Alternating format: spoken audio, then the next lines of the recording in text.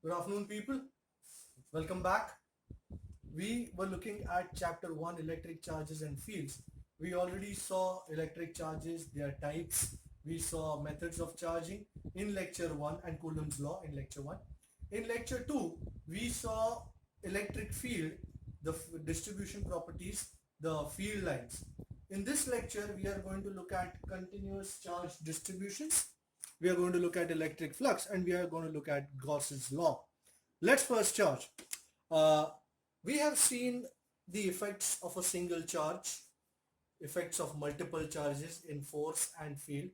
But what if there are numerous charges in the way of one dimensions, two dimensions, three dimensions? Then we have to make use of what is called continuous charge distributions. As I said, there are three types of charge distributions. Let's look at them. The first is a one-dimensional charge distribution, which is called linear charge distribution. Now, this would be the type of charge distribution that I'm talking about. This is not a straight line, you can see, but there are so many charges, thousands of them, and they are forming a sort of a one-dimensional idea. This is called a linear charge distribution. It is one-dimensional. And suppose what we need to do is we need to find the force acting on this charge Q0 due to the entire linear charge distribution. How do we go about it? This is not a single charge or some 5-10 charges. These are thousands of charges. How are we going to find it? First thing, let us understand a very important quantity called linear charge density. Uh, we saw something like this way back in class 11th when we were dealing with chapter 7. We were looking at moment of inertia and center of mass. We had mass per unit length for a rod. We had mass per unit area for a plate or for a disc, or mass per unit volume for a sphere.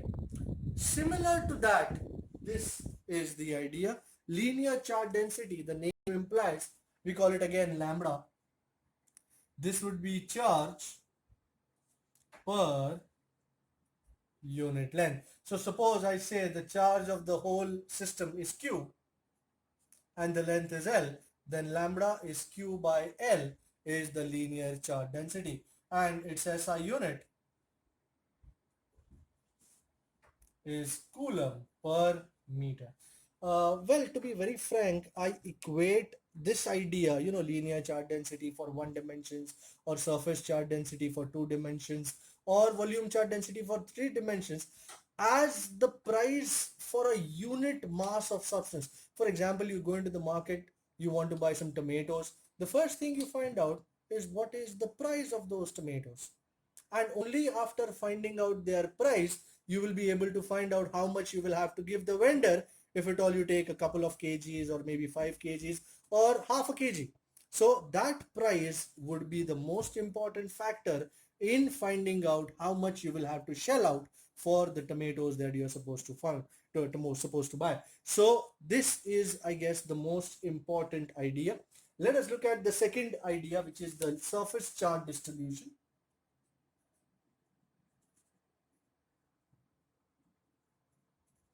Then we shall take one example and we'll move on. Though there are not many numericals given in the NCERT textbook regarding this idea, but in the competitive exams like JEE and NEET, you shall be looking at quite some number of numericals based on this. So surface charge distribution would be something like this.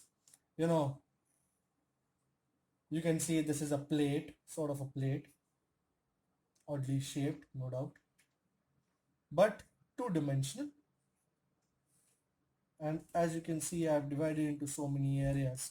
So surface charge density here,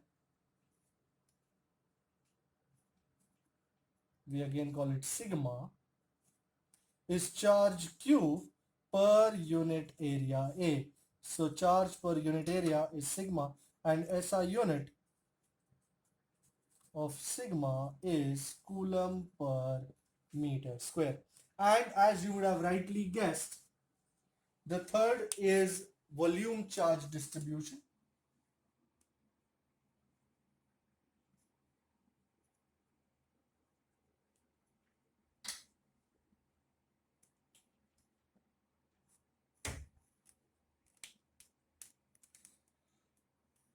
three-dimensional idea, no doubt. So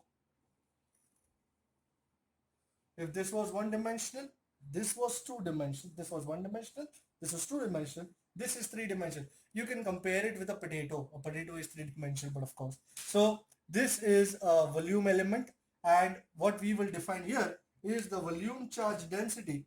We'll call it rho. So our superstar for this afternoon is the various charge densities. We'll call it rho, which is charge per unit volume. So that is Q by V. And I'm sure you would have found out that the SI unit of rho is coulomb per meter cube. Now let us proceed. Let us see how and the method in which we have to deal with this stranger. This is Q0, and let us take always, whenever you are dealing with such things, you will first take an elemental idea, find out the mass or the charge contained in that element, and then the force that it exerts, the element exerts on this particular charge. So let me take an elemental volume. This is an elemental volume. I call it delta V. So consider an elemental volume delta V as shown. Now let me interrupt this here. If I would have taken this, I would have considered an elemental length dl. If I would have been looking at this surface charge density, I would have taken an elemental area. You can call it ds or dA, whatever suits you. So, and since I'm taking the volume charge distribution here, I'm taking an elemental volume delta V, or you can call it dV, doesn't matter. Now, surface volume charge density rho means the amount of charge contained in 1 meter cube of volume. So in 1 meter cube of volume, there is rho coulomb charge. Then people, listen to me carefully. The amount of charge contained in this elemental volume is, we'll call it dq rather. If in 1 meter cube volume there is rho coulomb of charge, then in 5 meter cube volume, how much charge would be there? Well, everybody sitting around this, looking at this would say, sir, it is 5 rho. Agreeable, no doubt. Then in delta V meter cube of volume, how much charge would be contained? But obvious, rho delta V. That's absolutely correct. So dq is rho delta V. This is our small charge dq. And this dq, let us say the distance between these is r. What would be the force on q0 due to dq? We learned that in Coulomb's law. The force on q0 due to dq is, force is k q1 q2 by r square. So k q0 dq by r square. And if you are so interested, you might as well, if you want to put a vector form, you can write f bar, and here you can put r cap. No issues at all. And dq is rho dv, so this becomes k q0 rho delta v over r cube into r cap. Now supposedly somebody asks you, find the electric field due to this particular idea. Let us say at this point P, somebody wants to find the total electric field due to this charge distribution at point P, and let us say, because P is different, let us call this R dash. Then what would be the electric field? The electric field at point P due to the charge distribution is, well, electric field, I'm sure you know, due to, let's take the elemental charge, due to the elemental charge, and then we'll look at the entire charge distribution, one thing at a time, people. So dE, everybody knows electric field is kq by r square. So k dq by, what is the distance between dq and p? Isn't it r dash? So r dash square into r dash cap. And you can straight away, in place of dq, you can put rho d delta v. And somebody will say, this is for elemental charge, sir. What about the entire volume? So, electric field at P due to whole charge distribution. Do nothing, integrate it, and enjoy the show. So, E is integral d. You can use summation, you can use integration, whatever you feel like using. So, this becomes K, and summation or integration rho delta V over r dash square into r dash cap over the entire distribution. So this is how the various charge distributions manifest themselves. Well, just to give you a small example, somebody would ask me, let's use this space here. Somebody would have asked me, how do you usually use this? For example, you know, a charge distribution is 50 centi long and has 10 millicoulomb on it. What is its linear charge density?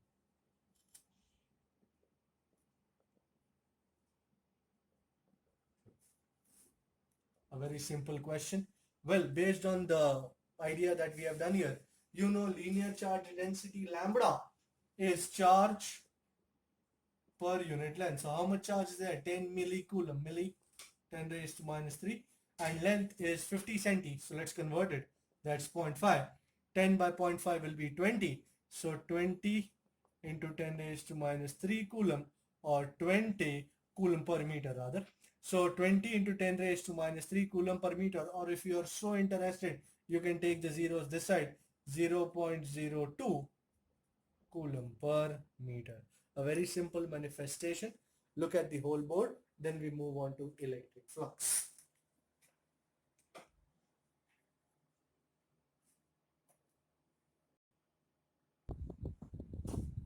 The second topic of this session is electric flux. What is electric flux? Before we go on to that, let me just give you a very brief idea of what electric flux would be. So electric flux is the amount of electric field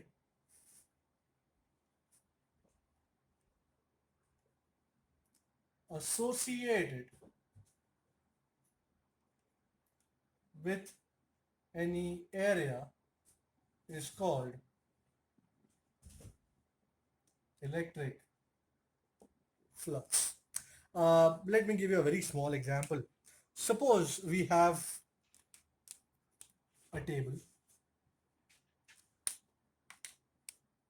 This is the table.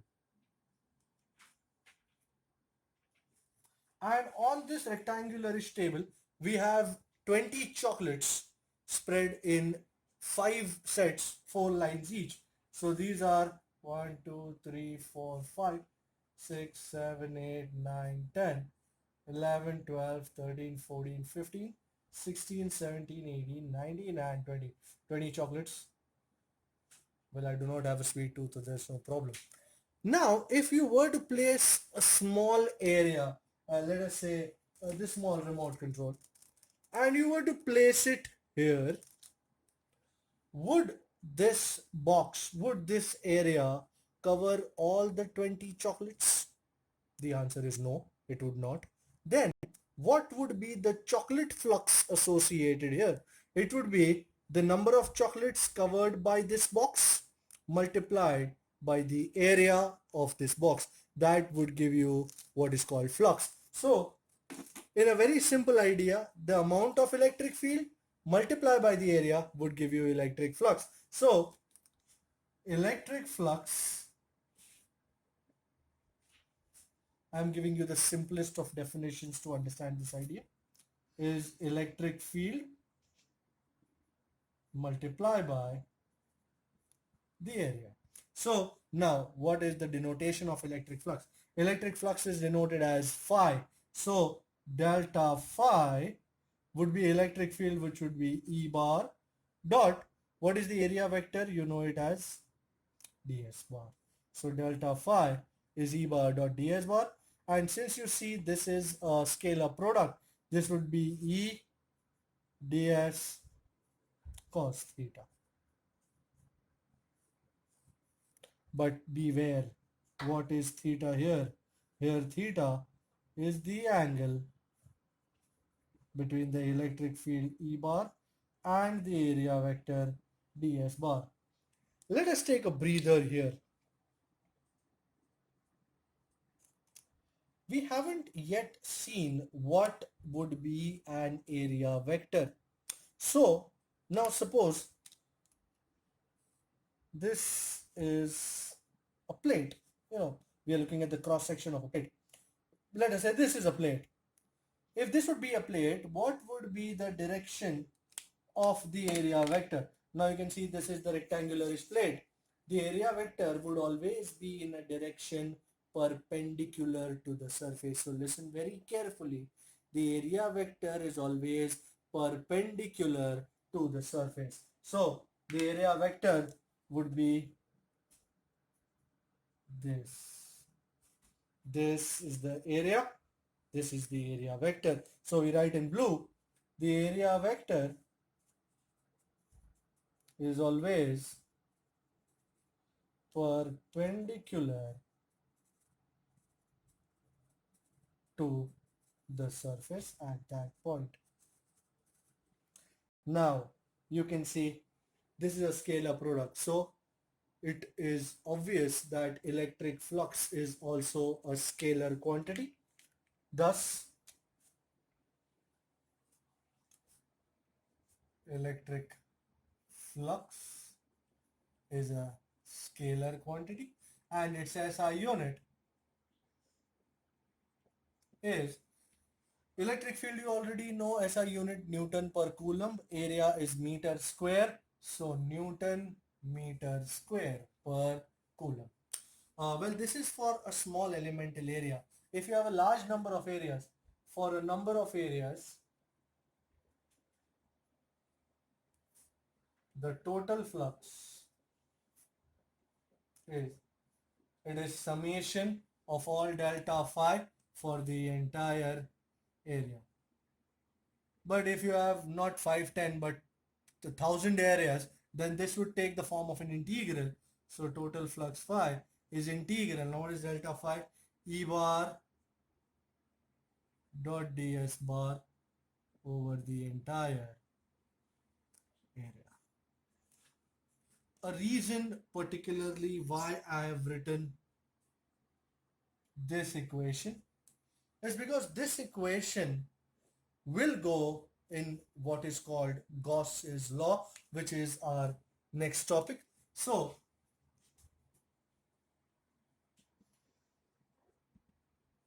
this is Gauss's law, and after Coulomb's law, this is one of the most important laws of this particular chapter. Now what does Gauss law state?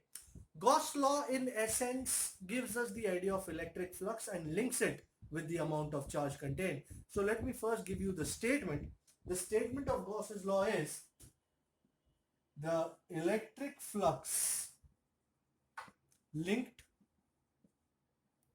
with a closed surface. Mind well, a new word I am using here.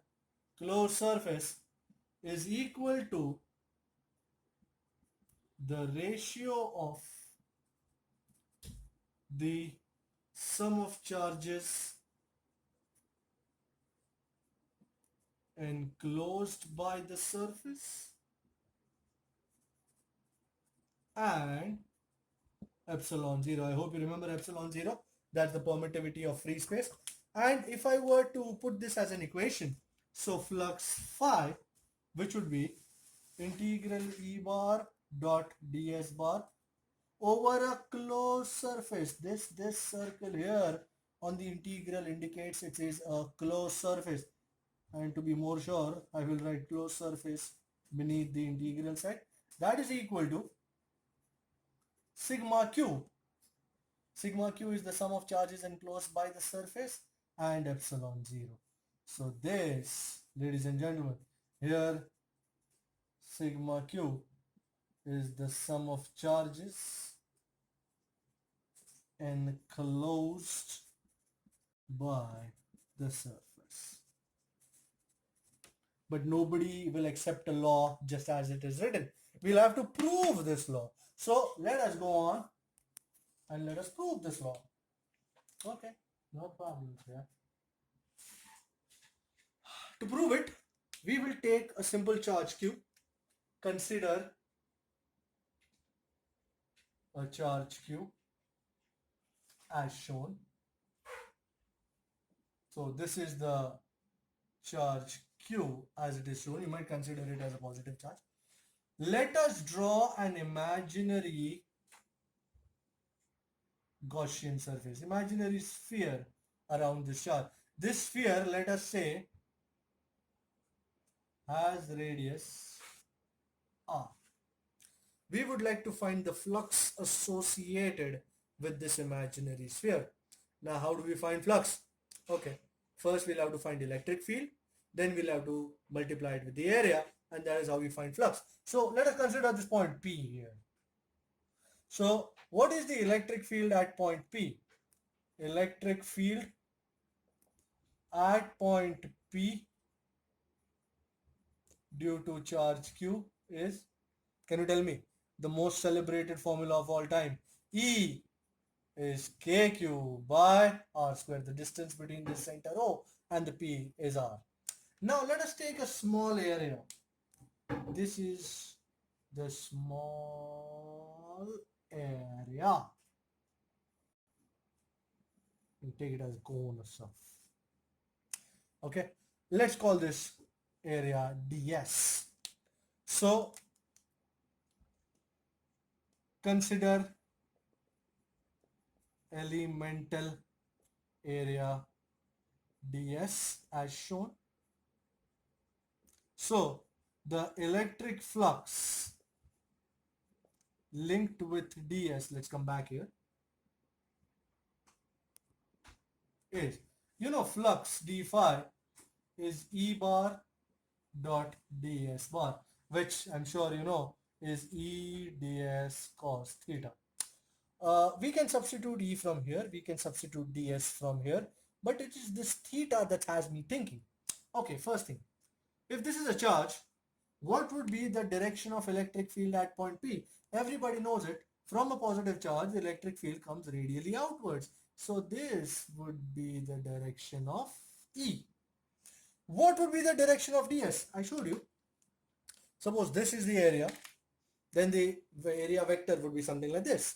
If this would be the area vector would be like this. So if this is the area, look at this ds. This is the area. How would be the area vector? Wouldn't it simply be like this? So if I were to draw it with a blue pen, the area vector, I'm drawing it from a different point, just to show you. Let me write this E in a nice way. This is E, this is ds. Can you see E and ds? These are both parallel to each other. So here, as E bar parallel to ds bar, so the angle theta is 0 degree, and therefore cos 0 is how much? 1. Wow. So we are in substitution mode now. E kq by r square into ds. This is the flux linked with the small area. If I want to find the total flux linked with the surface, so the total electric flux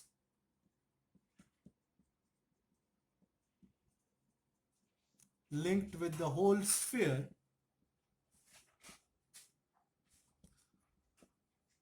summation, of course, summation d phi over the whole sphere. And if you look at this, kq by r square comes out, and inside the summation you have ds, which is the area. And if you want all the areas linked together, the total area of a sphere here, sigma ds, is the area of the whole sphere, and everybody knows the area of a sphere is 4 pi r square. Therefore the flux phi is q by 4 pi epsilon 0. We have just substituted k as 1 by 4 pi epsilon 0 into r square, and area 4 pi r square, which is, so this becomes q by epsilon 0. Wow, isn't this Gauss's law? Isn't this phi is sigma q by epsilon 0?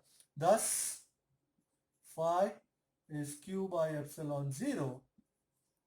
Gauss law, equation 3, is the proof of Gauss's law. And thus here Gauss's law stands proved, and as a result we are going to have a couple of ideas regarding this idea, some tips as such. Just look at this board and we'll look at the tips in the next board.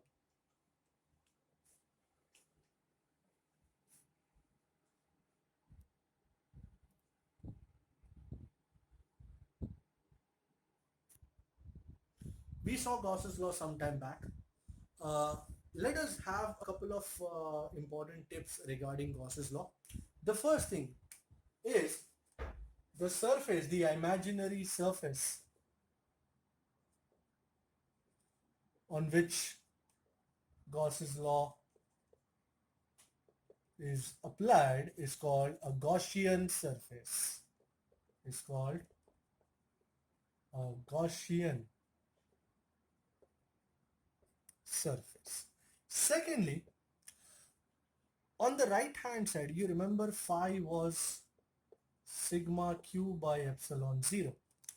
Sigma q is only the sum of charges enclosed by the Gaussian surface, not around it. So for example, if I have this imaginary Gaussian surface and I have a system of, let us say, 5 charges here. This is q1, q2, q3, q4 and q5. And somebody, this is my Gaussian surface. And if somebody asks me, what is the total flux linked with the Gaussian surface? My answer would be flux, electric flux. Phi is sigma q by epsilon 0. And in this particular idea, sigma q is only the charges inside the surface, enclosed by the surface, and which would simply be q2 plus q4 plus q5. Notice how q1 and q3 do not figure inside sigma q, because q1 and q3 are not enclosed by the Gaussian surface, they lie outside the Gaussian surface. Here we do not use q1 and q3 in sigma q, as they lie outside the Gaussian surface. But here let me make it clear. When you write phi is sigma q by epsilon 0, which is integral E bar dot d bar, the electric field will be due to all the charges. Note, in integral E bar dot ds bar, E bar will be the electric field due to all the charges, not only those inside the Gaussian surface. No, electric field is the field due to the entire distribution. So for example, if somebody says, I have a Gaussian surface and there is a dipole inside this Gaussian surface, a dipole, plus q minus q, what is the total flux linked? Now here, sigma q, the sum total, what is the sum of charges enclosed by the Gaussian surface? Plus q minus q, how much is that? 0. So electric flux by Gauss's law, phi is sigma q by epsilon 0, which is 0 by epsilon 0, and thus it is 0. So this is the application of Gauss's law. Not to forget, let us take an example again. This is example 1, and this is a much more important example number 2. Suppose, well, it is not necessary. Here I have taken arbitrary shaped Gaussian surfaces. In the proof of Gauss's law, we had used a spherical Gaussian surface. we can use any type of Gaussian surface, but usually we use surfaces which have definite shapes. So let me use that for example here. I have an electric field, a uniform electric field, as you can see here. This is a uniform electric field. And I have a drum shaped Gaussian surface. This is very much like the traditional dhol that we have, which is used in functions. This is the Gaussian surface. We can equate this Gaussian surface to something like this. I have a small object with me here, and this is the object. So as you can see, this object has three sides. One is this, the other is this, and the third is this curved surface. So there are three sides which will have flux linked with them. We will have to look at all three sides turn by turn. Let's get back to business. So suppose we'll name these three sides as 1, this is 2, and this is 3. The curved surface is 3. And we'll find out flux with each and then we'll add them up. So for side 1, we'll call it phi 1. Everybody knows it is E bar dot S bar. Now, here, what would be the area vector?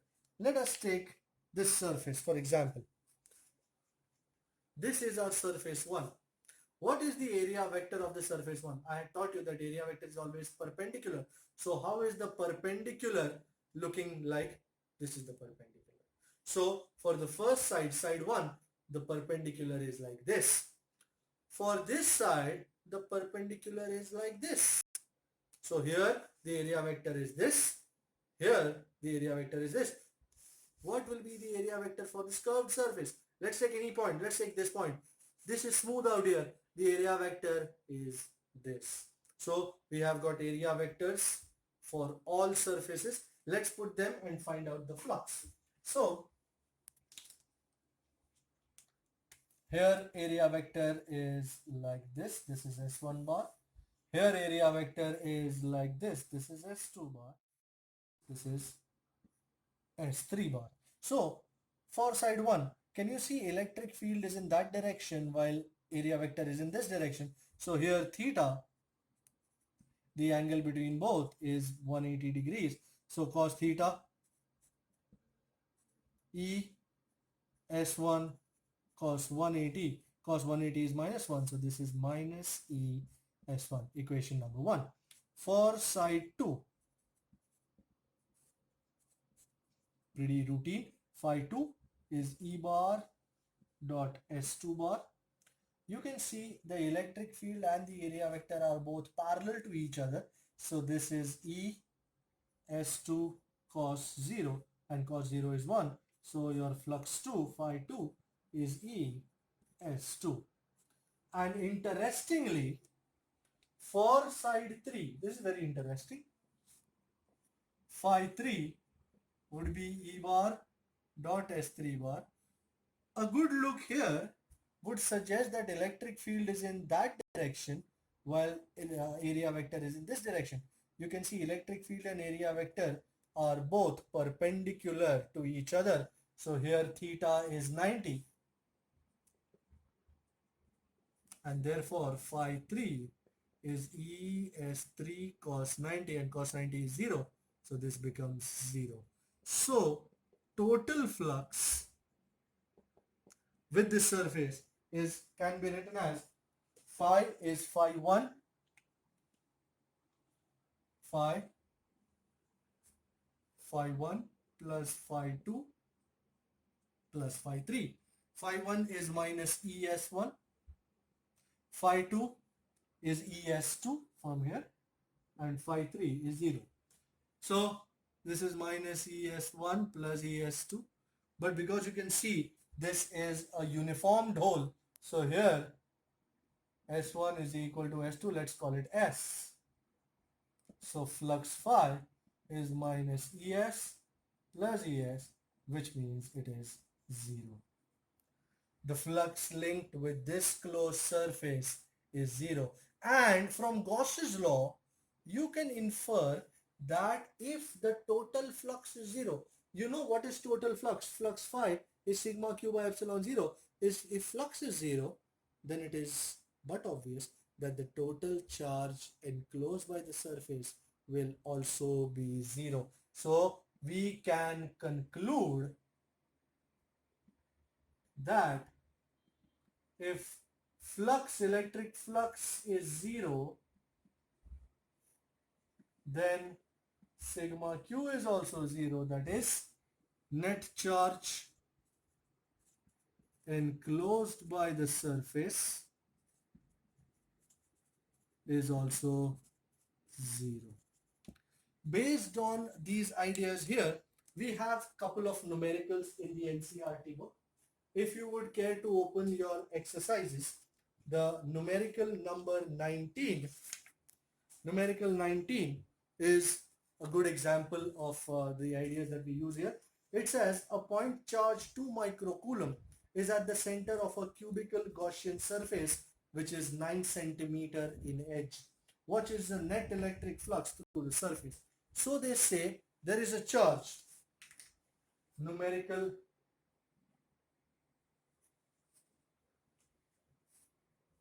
1.19. They say that the charge is 2 microcoulomb, which is 2 into 10 raised to minus 6 coulomb, and length of each side is 9 centimeter. They have asked you the total flux. Well, this is a cube, as let us deconstruct this sum, and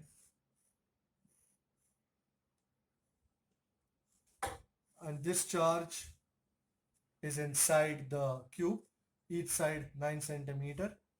What is the flux? Gauss's law relieves me of all technical specifications. It says flux phi is sigma q by epsilon 0. It does not care whether it is a small cube or a big cube. Does not make any mention of the length of the side or its area. So what is the total charge inside? It is q. And what is q? We already know q is 2 into 10 raised to minus 6, and epsilon 0 is 8.85 into 10 raised to minus 12. So based on this hypothesis, you can see that if I take minus 12 up, so minus 6 plus 12, that's 10 raised to 6. So 20 by 8.85 into 10 raised to 5, and 20 by 8.85 is nearly 9. It's nearly 2.1 something into 10 raised to 5 Newton meter square per coulomb. This is the flux linked with this cubical Gaussian surface. There are certain other sums also which we shall look at in due course. There is another 1.18, numerical 1.18, and that is also lovely, but we do not have the propensity to discuss it right now. We'll discuss it in the next lecture, which I suppose is the last theory lecture of the chapter, and we shall look at the applications of Gauss's law. Thank you. Happy solving.